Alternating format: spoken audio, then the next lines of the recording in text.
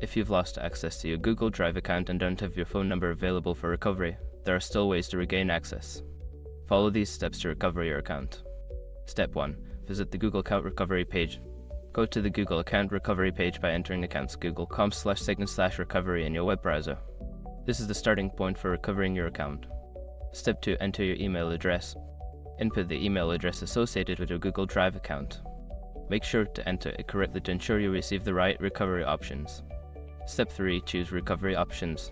When prompted, select the option that states you don't have access to your phone number. Google will provide alternative recovery methods such as sending a verification code to your recovery email address. Step 4. Use recovery email. Check your recovery email for a verification code sent by Google.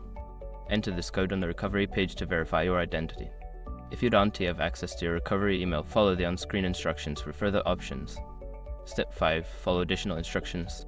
Once your identity is verified, follow the prompts to reset your password and regain access to your account. Make sure to update your recovery options to include a new phone number or email if possible. By following these steps, you should be able to recover your Google Drive account without needing your phone number. Remember to keep your recovery information updated to avoid future access issues.